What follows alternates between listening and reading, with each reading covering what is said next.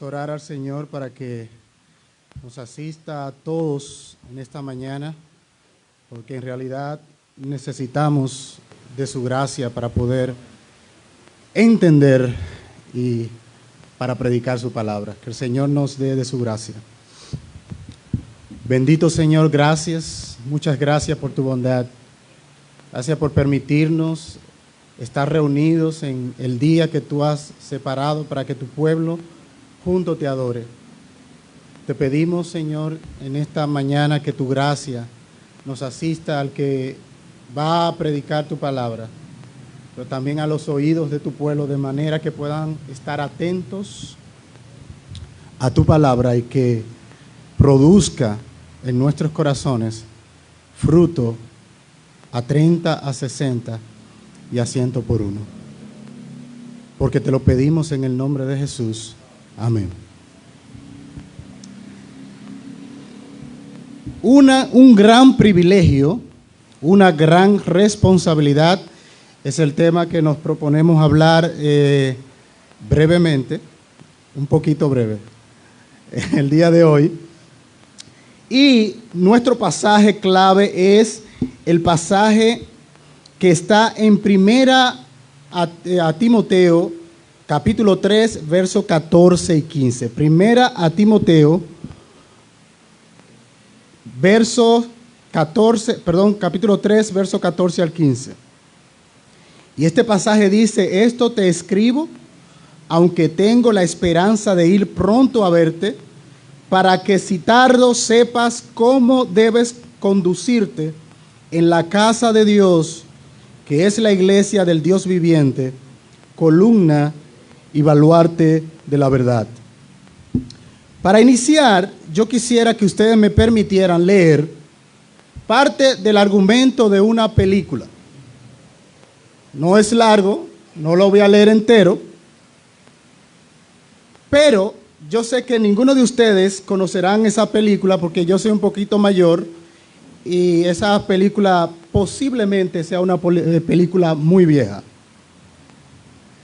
El argumento dice así: en un viaje escolar, un estudiante de último año de la secundaria llamado Peter Parker visita un laboratorio de genética en la Universidad de Columbia, donde es mordido por una fortuita, una araña con superpoderes genéticamente diseñada que escapó de un lugar de contención y aparentemente se enferma después de regresar a casa.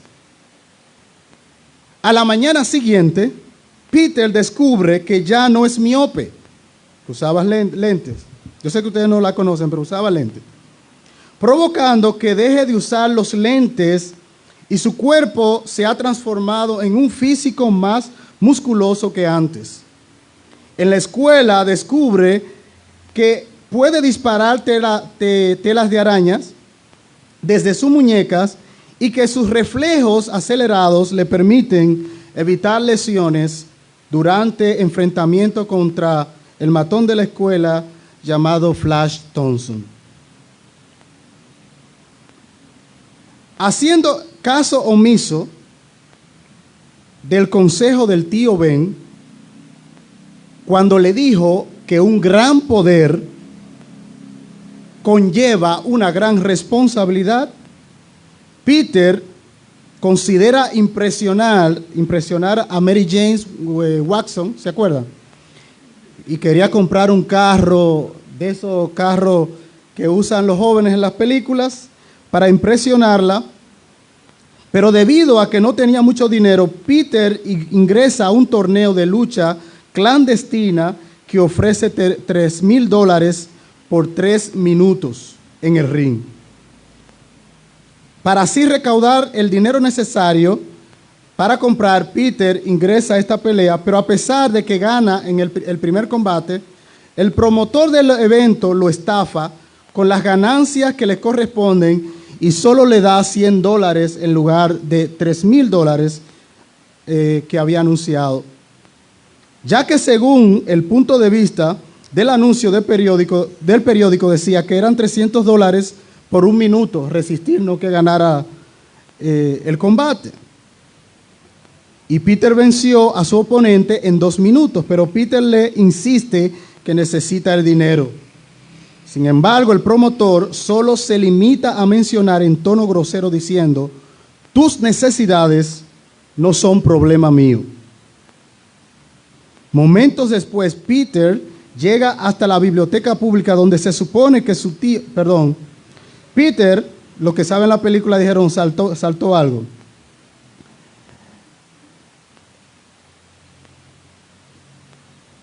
Ok, justo cuando Peter abandona la oficina, indignado por este hecho, llevándose los $100 que le dieron, un ladrón repentinamente entra a la oficina del promotor y roba el dinero a este último.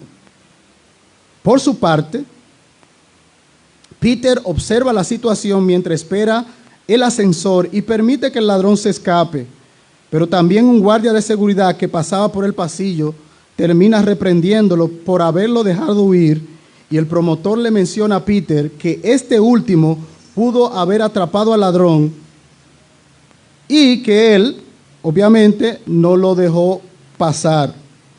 A lo que Peter le responde, cuando el promotor le dice esto: sus necesidades no son problema mío. Usted sabe lo que pasa después, ¿verdad? Parece que no son tan mayorcitos como yo. Lo que pasa después es que ese mismo ladrón, que por venganza Peter dejó escapar, fue el mismo ladrón que mató al tío Ben. Y no hay una escena, yo le decía a mi esposa, no hay una escena que yo la vea, todas las veces que la vea, me haga como llorar. Es cuando ya él encuentra a tío Ben muriéndose y se da cuenta que fue el mismo ladrón que él dejó escapar. ¿Qué pasa? Que Peter se da cuenta que es él, va detrás de él con el propósito de vengarse, y en la película sabiamente hacen que el ladrón se caiga y Peter no lo empuje, pero él tenía en su corazón el deseo de acabar con la vida de persona que mató a su padre. Y es interesante en esta historia, en esta trama, las palabras del tío Ben. A mí me llamaron poderosamente la atención. Y de hecho le dije bromeando al pastor Jensi que pusiera a Peter hablando con el tío Ben, pero en sentido de broma.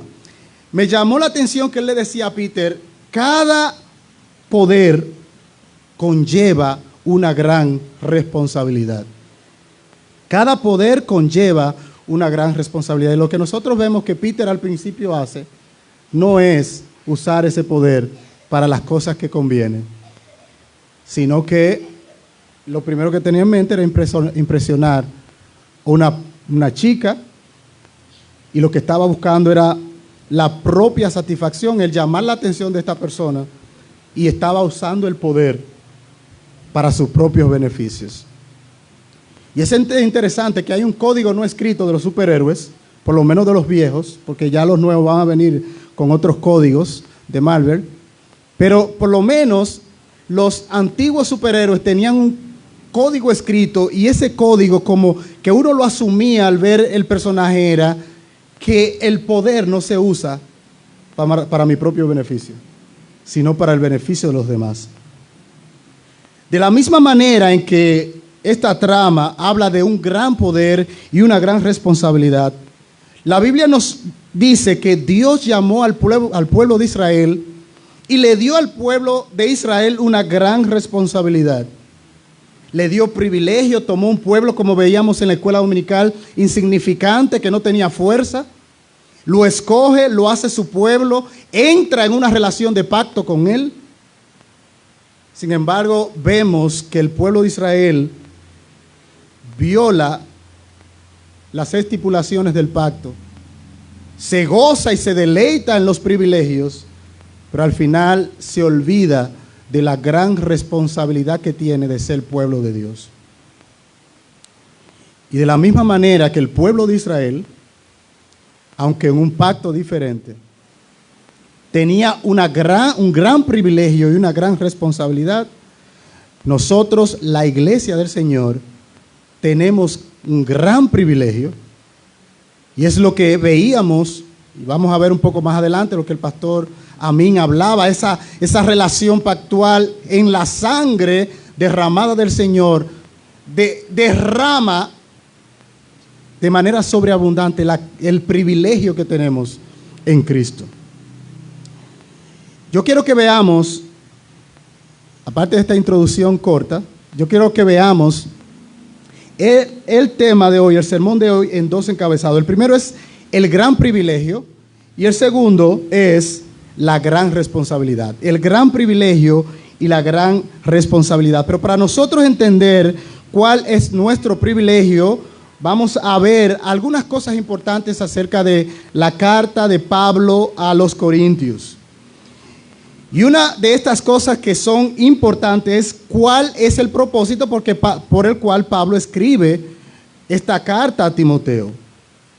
Y hay dos razones fundamentales. Primero, le escribe para contender por la fe cristiana,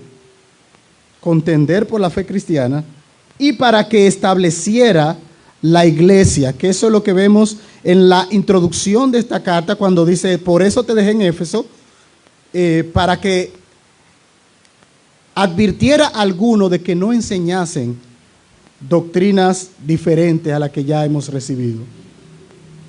La condición de esta iglesia local era la siguiente: habían algunos enseñando diferentes doctrinas, otros se habían desviado a vana palabrería. Estos presumían de ser doctores de la ley. Ya habían algunos que habían naufragado de la fe, como dice el apóstol Pablo, Himeneo y Alejandro, los cuales entregué a Satanás. Los creyentes bajo el imperio romano cruel y malvado eran tentados a menospreciar el gobierno, y Pablo a esos creyentes que se ven tentados le dice que oren por las autoridades y por los que están en eminencia. Los hombres, al parecer, estaban abdicando de su responsabilidad de orar en público, mientras que algunas mujeres estaban haciendo derroche de ostentación en el vestir y tratando de usurpar el lugar de liderazgo que estaba reservado para algunos hombres en la congregación. Había algunos inconvenientes en con relación a la ayuda a las viudas, entre la viuda que sí realmente necesitaba la ayuda y las viudas jóvenes que habían hecho cierto voto de que se iban a mantener sin casarse. Esta es básicamente una mirada de algunos de los temas importantes que aparece en esta carta, incluyendo el asunto de lo predominante que era la esclavitud, como todo en todo el imperio romano. Si dividiéramos la carta en varios encabezados, podríamos decir que del 1 al 2 habla del saludo. Pablo saluda a Timoteo. La parte 2, que sería del 1, 12 al 17, Pablo está hablando de la pureza del evangelio. En la parte 3, o la tercera parte, Pablo habla del orden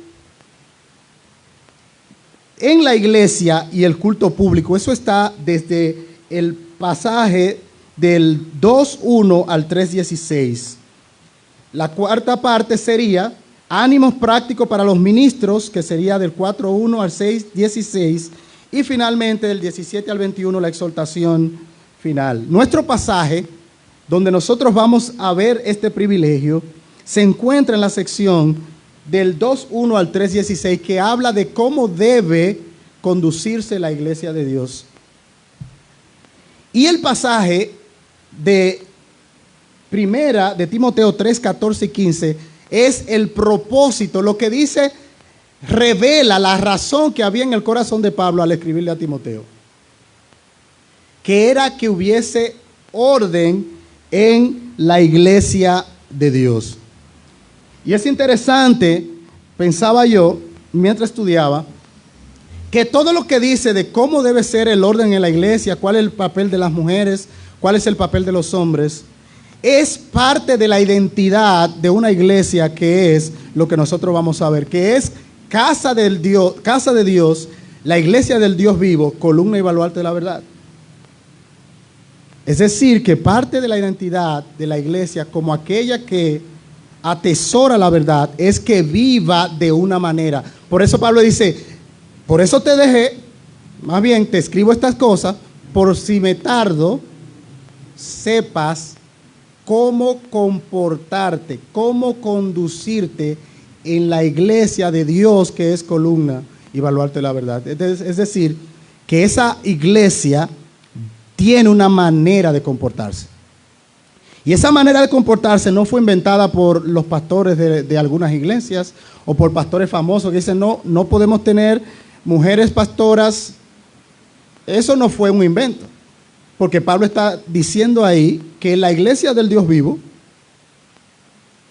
la casa de Dios, que es columna y baluarte de la verdad, se comporta de la manera en que dice el capítulo 2 del 1 al 3:16. Y termina esa sección diciendo, así es que se comporta la iglesia de Dios. Pero ¿cuál es este privilegio? ¿Cuál es este privilegio? Si nosotros vamos al texto, usted va a ver que en el verso 14, verso 15, para que si tardo sepas cómo conducirte en la casa de Dios. Y el privilegio es precisamente ser casa de Dios. ¿Y qué significa esto de ser casa de Dios? Porque para entender nuestro privilegio debemos entender qué significa casa de Dios. Hay cierto debate entre algunos estudiosos que dicen que esta palabra casa lo que significa es como familia y linaje. Sin embargo, yo estoy de acuerdo con aquellos que sí dicen que cuando aquí se está hablando de casa, Pablo está hablando del pueblo de Dios, como la habitación, como la morada de Dios. Es interesante que el libro de Hebreos, el escritor de Hebreos, dice que Moisés era un siervo en la casa del Señor, pero que Cristo es hijo en la casa.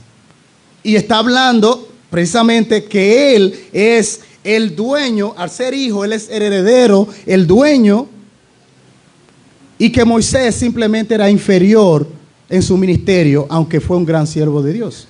Por lo tanto, casa de Dios, lo que está significando es la comunidad del Antiguo Testamento, y en este caso la comunidad de fe, la iglesia en el Nuevo Testamento, y especialmente la iglesia como un organismo, pero también la iglesia como un organismo reunido.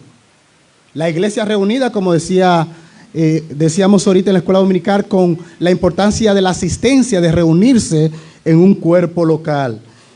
Y esta preferencia de que aquí está hablando de la casa de Dios, no tanto casa como familia, sino casa como morada donde Dios ha decidido morar en medio de su pueblo, es corroborada por otros pasajes en el Nuevo Testamento. Usualmente cuando también se decía casa de Dios en el Antiguo Testamento se refería al templo, donde Dios había determinado reunirse con su pueblo. Y el Nuevo Testamento en 1 Corintios 3:16 dice, ¿no sabéis que sois templos de Dios y que el Espíritu Santo mora en vosotros? Lo que Pablo está significando aquí es primordialmente que la iglesia entera, más que el individuo, es la casa de Dios. Esto es lo mismo que nosotros también podemos ver en Efesios. Así que ya no sois extranjeros ni advenedizos, sino conciudadanos de los santos y miembros de la familia de Dios. Y habla como de un edificio edificado sobre el fundamento de los apóstoles y profetas, siendo la principal piedra del ángulo Jesucristo. El apóstol Pedro dice, si es que habéis gustado la benignidad del Señor, acercándoos a Él, piedra viva, desechada ciertamente por los hombres, mas para Dios escogida y preciosa, vosotros también como piedras vivas, sed edificados como casa espiritual y sacerdocio santo para ofrecer sacrificios espirituales aceptables a Dios por medio de Jesucristo. Por lo tanto, estos pasajes corroboran el hecho de que cuando Pablo está hablando aquí de casa, no, aunque quizás incluya el punto de que los que se reúnen en la iglesia son parte de una familia, lo que quiere enfatizar al Pablo aquí con casa de Dios es que Dios ha decidido habitar en medio de su pueblo. ¿Recuerdan el pasaje de Corintios? Yo, citando el Antiguo Testamento, yo andaré, habitaré entre ellos y yo seré su Dios. A eso es que Pablo trata en este pasaje. Dios había decidido desde la creación tener un lugar donde Él se iba a reunir de manera armoniosa con su pueblo. Y donde estaba Dios reunido en una comunión armoniosa, todas las bendiciones de Dios venían a quien estaba en relación de pacto con Él. Si vemos el Edén, es un lugar de ensueño. En ese lugar, Dios había hecho una relación de pacto con Adán y todas sus bendiciones estaban ahí. Pero ¿qué pasa? El hombre cayó y entonces recibió las maldiciones de la violación del pacto.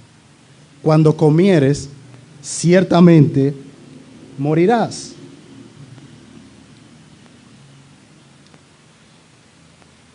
Después, Dios habla con el pueblo de Israel, lo saca, ya existiendo el pueblo de Israel, y entrando a la tierra prometida, Dios le da estipulaciones de un pacto, y le dice, cuando ustedes entren a la tierra, no van a hacer esto, aquello.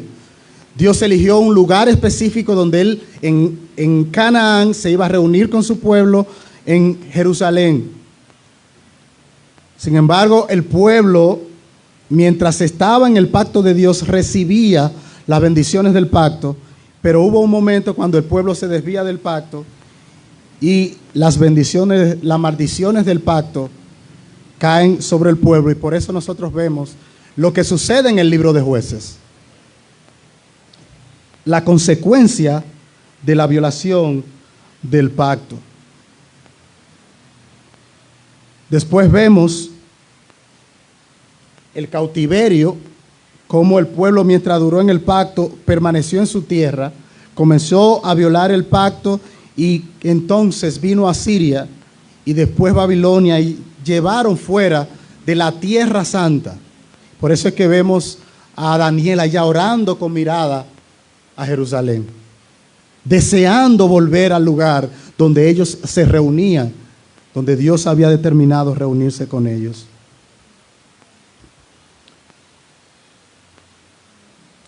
Luego, Dios le anuncia, no solamente a David, sino le anuncia a Judá que Él va a cumplir la promesa del pacto de Génesis 3:15. Y en Génesis 3:15 dice que iba a haber un mediador del pacto, que iba a recibir las maldiciones de la violación del pacto, para que todo aquel que merece la condenación, las maldiciones del pacto, ahora se convirtiera en el lugar, la casa de Dios donde Dios habita. Y de ese pacto era que hablábamos en la cena ahorita. Y con ese pacto, ese nuevo pacto, Dios trajo todas las bendiciones que son propias de ese nuevo pacto. Cuando nosotros pensamos cuáles eran las consecuencias de nuestros pecados y qué era lo que merecíamos por nuestros pecados y qué es el infierno, nosotros comenzamos a valorar y a disfrutar y a gozarnos en los privilegios que tenemos en Cristo. Ya no hay condenación para los que están en Cristo Jesús, los que no andan conforme a la carne, sino los que andan conforme al Espíritu. Acerquémonos confiadamente al trono de la gracia y encontraremos descanso para nuestras almas. Porque no tenemos un sumo sacerdote que no pueda compadecerse de nuestras debilidades, sino que un sacerdote que fue tentado en todo, pero sin pecado. Tenemos el privilegio de ser la casa de Dios, el lugar donde Dios ha decidido habitar en medio de su pueblo. Y como propietarios de estos privilegios, nosotros debemos vivir siempre gozosos, siempre alegres. Una de las cosas que a mí siempre me regocija de nuestra congregación es que siempre recordamos el Evangelio. Siempre recordamos el Evangelio. Y ese recordar el Evangelio tiene el propósito de que ese Evangelio sea la fuente de motivación y sea la fuente que nos lleve a nosotros a servirle a Él como Él quiere que le sirvamos. Sin embargo, recuerden que un gran privilegio conlleva una gran responsabilidad. Nosotros no podemos descansar solamente en decir, somos privilegiados, somos casas de Dios, somos la iglesia del Dios viviente y ya. Sino que Pablo sigue diciendo que somos columna y baluarte de la verdad. Columna y baluarte de la verdad. Y nuestra responsabilidad está definida por lo que significan esas palabras. Por lo que significan estas palabras. Es importante que recordemos aquí que la iglesia tiene una responsabilidad y esa responsabilidad le da ciertas capacidades y poder para hacer algunas cosas. La iglesia es responsable de hacer algunas cosas según este pasaje. Usualmente las iglesias invertimos mucho tiempo en cosas que son importantes, no es que no sean importantes, pero que son de forma, no de fondo. Por ejemplo, todos tenemos una visión de qué es cómo puede quedar una cortina bien, y eso está bien. Los hombres no guayamos en eso. Yo, si es por mí, ponen una morada con una verde y una roja, y mi esposa va a decir, pero ¿y entonces? ¿Es un carnaval? ¿O voy a decorar el asunto de la iglesia? Pero hay iglesias que detienen su funcionamiento porque hay que deliberar de qué color va a ser la cortina. Y al final dicen, no vamos a poner la cortina. Hay otros que tienen más sentido de la arquitectura, como Hugo, y otros que no. Y llega el tiempo en que se va a hacer el edificio de la iglesia, y hay una discusión, y cada cabeza tiene una idea de cómo se debe hacer. Y eso estoy hablando hipotéticamente. Yo sé que aquí nos ponemos de acuerdo con facilidad. Pero comienza, no, yo no creo que así, yo no creo que así, que debe ser de esta manera, debe ser de la otra manera. Y muchas congregaciones entienden que el poder y el privilegio, la capacidad que tienen, es para vivir toda la vida discutiendo cosas de forma. Pero cuando llega la responsabilidad real, todo el mundo no la ve como tan importante. Porque al final aquello es lo importante. Sin embargo, el diseñador de la iglesia, el dueño, porque somos casa de Dios, él dice cuál es la responsabilidad principal de la iglesia a la que nosotros debemos estar atentos. Y vea que aquí está diciendo no que Timoteo y aquellos líderes de la iglesia son los responsables de hacer la acción que dicen estos sustantivos aquí, sino la iglesia es esto. Es parte de la naturaleza de la iglesia ser columna y baluarte de la verdad. Es la iglesia entera, pastores, niños, miembros, todo aquel que ha creído y se ha unido a la membresía de la iglesia local es responsable de lo que dice aquí, más que de cualquier otra cosa. Podemos discutir de cualquier otra cosa, pero el poder que Dios le ha dado a la iglesia primordialmente tiene que ver con esta responsabilidad que dice aquí. Así que el Señor nos conceda no minimizar lo que Dios le da importancia, no trivializar lo que Dios no trivializa. Cuando Dios dice que algo es importante para Él, yo debo prestar atención y subordinar cualquier cosa. Mi genialidad, mi ingenio, mi originalidad, mi creatividad, gloria a Dios, qué bueno. Y eso tiene su lugar. Pero lo que Dios dice que es mi responsabilidad es lo primordial y todo se subordina a eso. Todo se subordina a eso. ¿Cuál es entonces, si tenemos ese privilegio de ser casa de Dios y eso me dice a mí que el diseño, las prioridades de la iglesia, quien la determina es Dios, ¿cuál es la responsabilidad que nos da Dios como iglesia? En la escuela dominical vamos a ver muchas más y otras cosas, pero primordialmente en este pasaje nos dice que la iglesia es columna y baluarte de la verdad. Y es interesante aquí hacer una aclaración porque estas palabras columna y baluarte tienen al oírlas uno puede decir, o sea que la iglesia es el fundamento de la verdad. Y a ese error fue que cayó el catolicismo romano.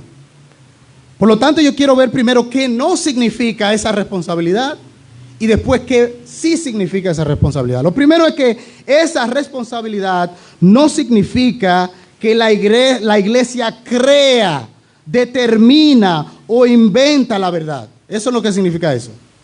Que eso fue lo que pensó el catolicismo romano. Como nosotros somos primero y decidimos según ellos el canon, entonces al final nosotros fuimos que hicimos la verdad, que determinamos la verdad.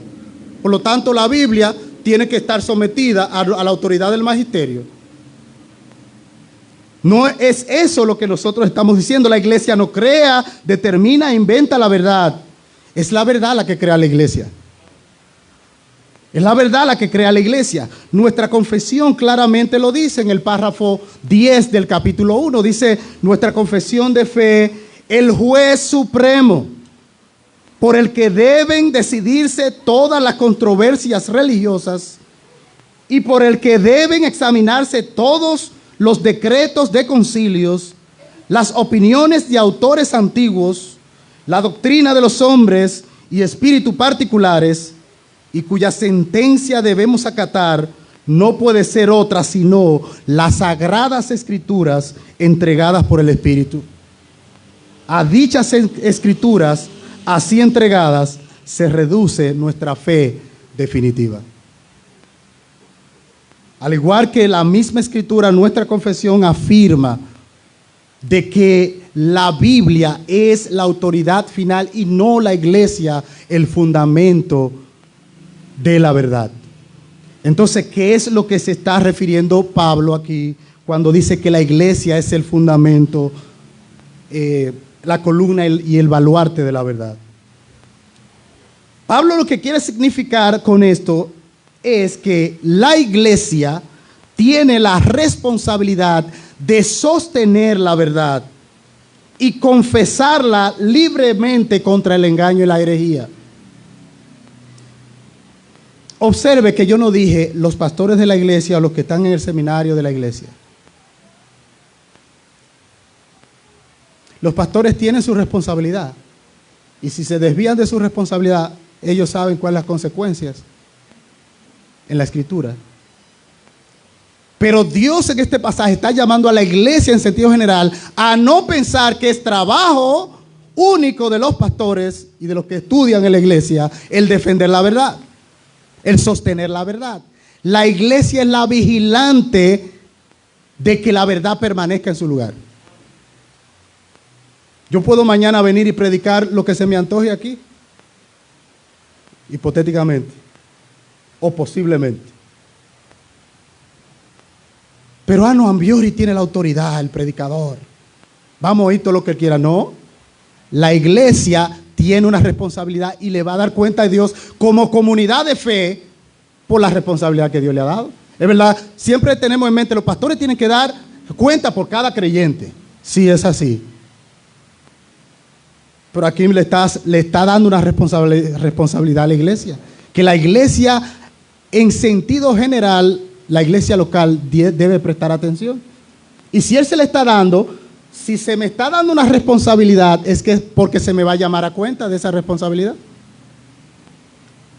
La iglesia tiene la responsabilidad de sostener la verdad y confesarla libremente contra el engaño y la herejía.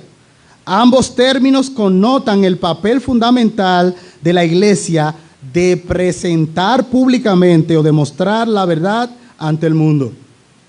La intención de Pablo aquí es enfatizar, en contraste con los falsos maestros, que la verdad del evangelio se encuentra en la iglesia y la iglesia enarbola y defiende la verdad revelada en las Escrituras. Eso es lo que Pablo está diciendo, no que ella crea, sino que sostiene, confiesa, presenta, demuestra, enarbola y defiende la verdad. Columna y baluarte de la verdad. Vimos columna y baluarte, que es la responsabilidad, pero ahora vamos a ver el qué. ¿De qué? Columna y baluarte de qué? De la verdad. ¿Y qué es la verdad? Como le dijo Jesús, Pilatos a Jesús. ¿Y qué es la verdad? Cuando Pablo dice la verdad, está hablando de algo definido, no de algo sin forma. No, puede ser cualquier cosa que sea verdad y otra no. Él está añadiendo el artículo definido, como añade en toda la carta el artículo la. O sea, que para Timoteo era conocido claramente el conjunto de verdades cristianas que ellos debían observar y que debían creer. Lo habían recibido por transmisión oral desde el tiempo de Jesús. Los discípulos se la transmitieron, pero después fueron escribiéndose las cartas y esa enseñanza estaban circulando y estaban escritas. La verdad es el contenido definido de la fe cristiana resumida en la confesión que hace el verso 16. Y eso es importante porque ese pasaje nos muestra que las confesiones de fe tampoco es un invento de la edad moderna, de la época medieval, sino que las confesiones de fe son bíblicas. Son bíblicas. Ahí después, para que no nos quede duda que él está hablando con la verdad, entonces él en el verso 16 dice, grande es el misterio de la piedad, Dios fue manifestado en carne, es decir, era verdaderamente hombre. Dios fue, justificado en el Espíritu, es decir, sus milagros, la obra que hizo el Espíritu a través de él testificaron de que él era lo que él decía. Fue visto por los ángeles estuvieron involucrados en su ministerio, predicado a los gentiles, creído en el mundo, recibido en gloria. Lo que el apóstol Pablo está haciendo un resumen de la fe apostólica. Y esto nos llama la atención porque el hecho de ser la iglesia la que sostiene, la que guarda, la que transmite, la que prueba al mundo, la iglesia debe estar clara con qué es lo que cree.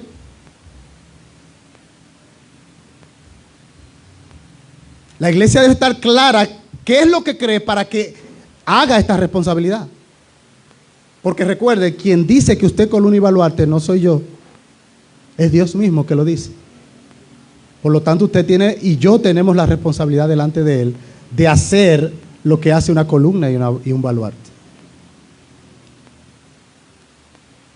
Nosotros debemos conocer, y este espacio de la escuela dominical lo que va a proveer precisamente de este tiempo, en el que nosotros podamos conocer nuestra fe para que hagamos nuestra responsabilidad delante de Dios de ser columna y baluarte. De ser columna y baluarte. ¿Y cómo debe la iglesia realizar esta responsabilidad? ¿Cómo debe la iglesia cumplir con esta responsabilidad? Efesios capítulo 4, 9 al 15. Ustedes se acuerdan de ese interesante pasaje donde Pablo dice que Dios constituyó a uno apóstoles, profetas, pastores, evangelistas, pastores y maestros a fin de que el cuerpo sea perfeccionado para la obra del ministerio. Y dice el verso 13, hasta que todos lleguemos a la unidad de la fe y al conocimiento del Hijo de Dios, a un varón perfecto, a la medida de la plenitud de Cristo. Y dice el verso 15, para que no nos dejemos engañar de la falsa doctrina, sino que siguiendo la verdad en amor crezcamos en aquel que es la cabeza, esto es Cristo.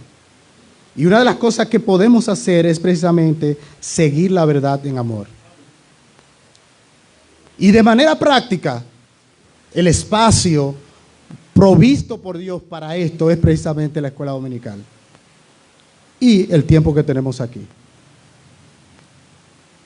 Como decía la enseñanza del pastor, asistencia es clave, porque nosotros debemos en la escuela, en el trabajo, en donde sea, dar razón de la fe que nosotros hemos abrazado. Ah, no, déjame llamar al pastor para que él dé testimonio por mí, para que él presente defensa por mí. No, es la iglesia la responsabilidad de ser columna y baluarte de la verdad. ¿Cómo la iglesia puede realizar esta función? Enfrentar la falsedad enérgicamente. Y cuando decimos enérgicamente, no necesariamente es pelear. Hay algunos que no son, hay algunos que son pacíficos, no tanto como yo, que a veces soy medio Pedro, pero aquí hay mucho Pablo, tranquilo y cosas. No necesariamente es entrar en una discusión donde yo gano y tú pierdes, sino si se está hablando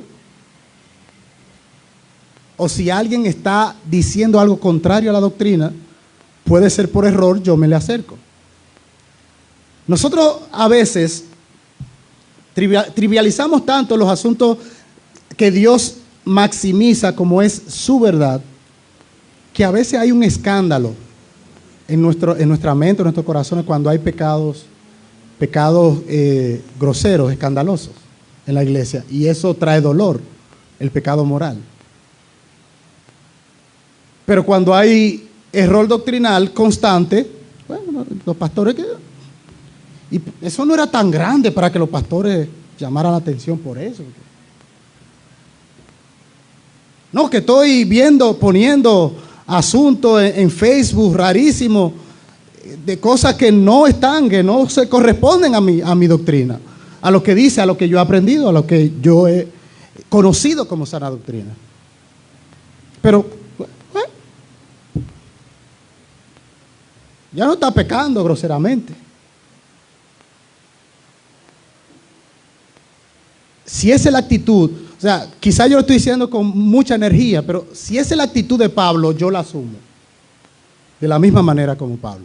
Si Pablo le dice a la iglesia, mire, olvídense de los asuntos doctrinales y concéntrese en la vida moral de la gente, en que ande derecho. Si él no está de acuerdo con lo que estoy diciendo, yo cambio mi parecer. Él dice en Gálatas 1:6 al 10, hablando a una iglesia y reprochándole no a los líderes de la iglesia, que tenía líderes, ¿verdad? La iglesia de Galacia tenía líderes, pero Pablo no le está reclamando a los líderes. Pablo le reclama a toda la iglesia, incluyendo los líderes que son parte de la iglesia, y le dice: estoy maravillado de que tan pronto os hayáis alejado del que os llamó por la gracia de Cristo para seguir un evangelio diferente. No que haya otros, sino que hay algunos que os perturban y quieren pervertir el evangelio de Cristo. Mas si aún nosotros, a la iglesia, mas si aún nosotros o un ángel del cielo os anunciara un evangelio diferente del que os hemos anunciado, sea maldito. ¿Y quién es el que debe pronunciar esa maldición? Pablo, allá donde estaba, o la iglesia donde a la que él está escribiendo. Como antes os he dicho, también ahora lo repito: si alguno os predica diferente evangelio del que habéis recibido, sea anatema, sea anatema. Por lo tanto, hay que enérgicamente enfrentar la falsedad. Enérgicamente no significa sin amor, sino con firmeza. Con amor, pero con firmeza. Estás desviando, estás enseñando error, Y nuestra responsabilidad como iglesia, yo soy parte de la iglesia y mi responsabilidad no es dejar que los pastores vengan, porque yo soy responsable delante de Dios por proteger, sostener y defender la verdad. Y te amo, tú sabes cuánto te amo. Tú tienes la muestra de mi amor por ti, pero te estás desviando al error. Regresa al lugar correcto. ¿Cómo la iglesia puede cumplir esta responsabilidad de ser columna y baluarte? Crecer en el entendimiento y amor por las verdades que nos ha dado Dios, que es lo opuesto a seguir la falsa enseñanza. Amar, crecer en el entendimiento y amar las verdades. Si eso está en nosotros, nosotros tenemos la posibilidad de poder no solamente decir, mi iglesia o los pastores les gustan esta confesión, o mis pastores les gustan este tema, sino yo voy a involucrarme porque yo quiero saber qué yo creo. ¿Cuál es la fe que yo, que tengo los privilegios del nuevo pacto, que soy casa de Dios, cuáles son las verdades que yo voy a defender? Como hablábamos la vez aquella cuando hablamos del principio regulador en la clase de los grupos pequeños. Es necesario saber por qué nosotros no hacemos esto y aquello que otras iglesias hacen. ¿Por qué no lo hacemos? Porque tenemos el principio regulador. ¿Y qué dice? Que hacemos todo lo que Dios ha mandado que se debe hacer en el culto público. Hay otras cosas que se hacen fuera que son malas. No necesariamente sean malas en su contexto, pero Dios no la ha ordenado para el culto. Pero cuando se pregunta, ¿y por qué no sigas eso en la iglesia? A los pastores no les gusta eso. No estoy diciendo que este es el caso. Estoy diciendo que eso no debe ser. Eso no debe ser. Yo debo conocer por qué sí, por qué no. Porque yo no puedo atar mi conciencia a las palabras de los pastores como que si fueran papas. ¿Cierto, hermano? Ustedes no me... No. Es saber yo lo que creo y por qué lo creo. La iglesia provee esos tiempos. No, vamos a ver, porque yo quiero saber, porque yo quiero cumplir esta responsabilidad, no solamente gozarme en los privilegios del evangelio, sino cumplir con la responsabilidad que me toca. Dice la palabra de Dios en Judas, ya lo vimos en una de las predicaciones. Judas dice: pero vosotros, amados, tened memoria las palabras que antes fueron dichas por los apóstoles de Jesucristo, los que decían: en el postrer tiempo habrá burladores que andarán según sus malvados deseos. Estos son los que causan divisiones, los sensuales que no tienen el espíritu. Pero vosotros,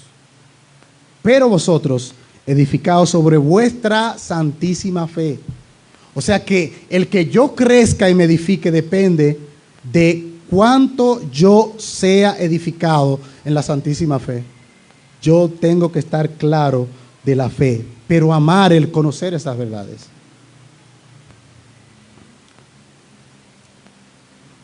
Muchos de nosotros nos confiamos en decir, no, tenemos buen púlpito, buena enseñanza. Decimos, no, las generaciones están seguras ya. Kaila está segura. Salén está segura. Saray están seguros. Ahí hay un púlpito que... El púlpito puede desviarse. ¿Y qué va a hacer la iglesia cuando el púlpito se desvía?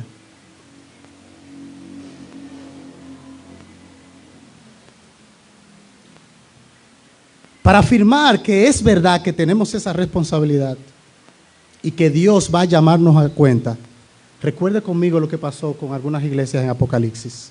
Escribe al ángel de la iglesia y después, cuando comienza Cristo a hablar, le habla a la iglesia.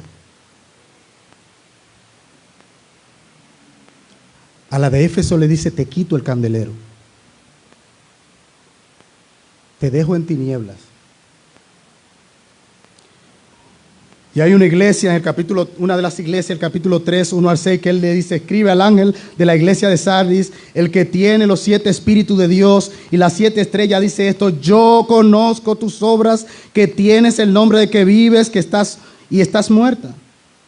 Ponte en vela y afirma las cosas que quedan, que estaban a punto de morir, porque no he hallado completa tus obras delante de Dios. Acuérdate pues de lo que has recibido y has oído y has guardado, y arrepiéntete.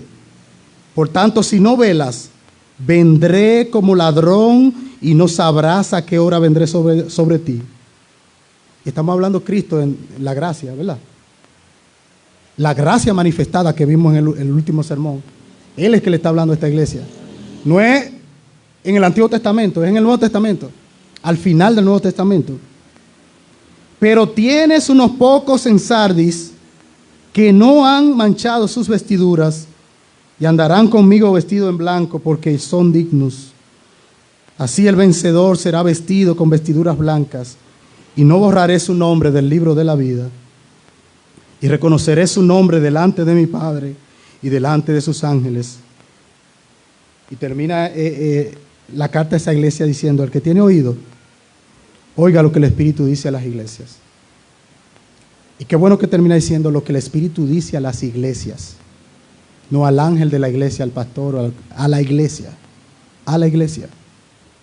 Y el reproche es a la iglesia, y es a la iglesia. ¿Hasta dónde puede llegar una iglesia que no cumple con esta responsabilidad de ser baluarte y columna de la verdad? ¿Hasta dónde puede llegar? Y es como decía ahorita, aunque tengamos hoy un buen púlpito y buena enseñanza, nosotros la iglesia, somos responsables delante de Dios de que se mantenga así y siga mejorando para que la próxima generación conozca, crea y sirva al Dios verdadero que se muestra en la doctrina que se nos fue confiada. Yo he visto, hay historias que he leído de iglesias, muy buenas iglesias y muy sanas iglesias.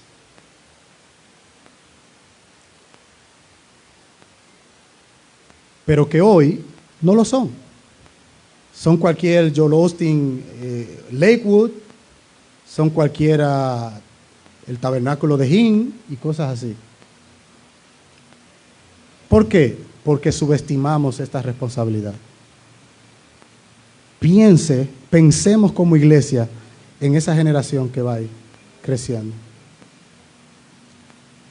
El mayor legado que nosotros podemos dejarle a nuestros hijos es la verdad del evangelio en alto. No un carro, no una jipeta, no una profesión, no una casa. Y esas cosas son legítimas. Le digo a mi esposa que ella quiere un Mini Cooper, que para ir a la universidad, y yo le digo que la voy a llevar en una carreta. Tenemos esa discusión. De aquí a que ella vaya a la universidad, estamos discutiendo eso. Y se va en carreta. O un triciclo para que nadie la mire y cosas. Pero ese no es el mejor legado que nosotros le podemos dejar a nuestros hijos. Un púlpito fuerte no es suficiente. Una iglesia que comprenda que ha sido llamada hacia afuera del mundo para cumplir la responsabilidad de mantener, sostener, levantar, cuidar, proteger esa verdad que le fue confiada. Finalmente termino con estas 3 preguntas para que usted la analice, y yo la estoy analizando hace mucho. ¿Cómo yo he fallado a esta verdad? ¿Cómo yo he fallado a esta verdad? ¿Le presto yo más atención a cosas que son importantes, pero que no es la responsabilidad primordial que Dios me dice que debo tener? Y mi respuesta es sí, muchas veces. Muchas veces he hablado cuando he tenido que callarme, y otras veces me he callado cuando he tenido que hablar. Y quizás ninguno de ustedes me ve, pero Dios sí me ve, y Dios y yo sabemos que es así. ¿Y qué hacemos cuando fallamos? Venir al Evangelio, pedir perdón y gracia, porque nosotros queremos vivir cumpliendo nuestra responsabilidad. Y otra es, ¿cuál es el plan específico para aplicar esta verdad práctica en mi vida. Yo le voy a sugerir una para orar. Yo sé que hay situaciones providenciales, hay enfermedad, hay lluvia, hay pandemia, todo lo que podamos alegar, y son situaciones providenciales, y hay otras que están fuera de nuestro control. Pero hermano, hagamos el compromiso delante de Dios de estar en la escuela dominical para aprender más, porque lo que vamos a ver es la responsabilidad que tenemos. Esta responsabilidad se va a ir ampliando en la escuela dominical. Yo mismo dije, y puedo caer, y voy a tenerlo usted cerca para que me digan, Biori, recuerda, compromiso. Lo voy a hacer público porque puedo fallar y necesito que usted me ayude. Mi esposa es testigo, hemos estado hablando, y una de las cosas que yo decía es que yo no puedo permitirme levantarme a las 5 de la mañana para coger carretera para Boca Chica todos los días, y el día del Señor, cuando la iglesia se reúne a aprender de su palabra, yo dejar de ir a la escuela dominical porque me levanté tarde, porque tengo flojera. O sea, es un compromiso. Y lo digo públicamente para que usted me lo acuerde cuando me vea que esté fallando.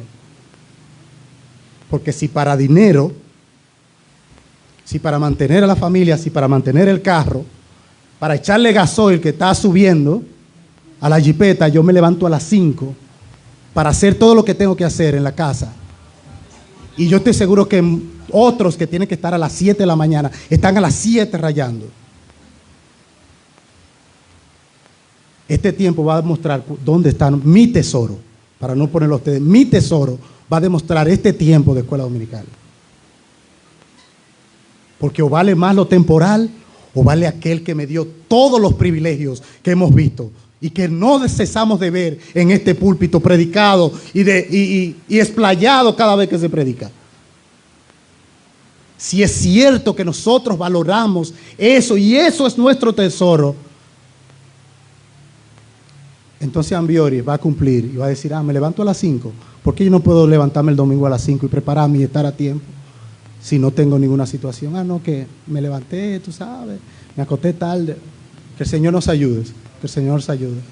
Porque donde está nuestro tesoro, ahí está nuestro corazón. Su responsabilidad, hermano, y mi responsabilidad es que la verdad de su palabra sea mantenida en este púlpito para todas las generaciones, hasta que lleguemos al cielo y nos regocijemos por la gracia de Dios mostrada a través de esta iglesia, para esta comunidad y para nuestro país. Que el Señor nos dé gracia. Oremos. Buen Señor, gracias. Muchas gracias por tu palabra. Gracias porque sin ella estamos a oscuras. Sin ellas andamos a tientas. Pero qué bueno que tú no nos has dejado sin luz. Concédenos, Señor, la gracia de deleitarnos, regocijarnos en aquel privilegio, el privilegio gozoso que es ser casa de Dios, la iglesia del Dios vivo. No adoramos a ídolos, estamos en el verdadero, como dice la Escritura. Qué gozo es estar en el verdadero. Pero ayúdanos en tu gracia a cumplir con la responsabilidad de hacer que esta iglesia permanezca en el verdadero por todas las generaciones futuras. Porque te lo pedimos en el nombre de Jesús. Amén. Dios bendiga, hermanos.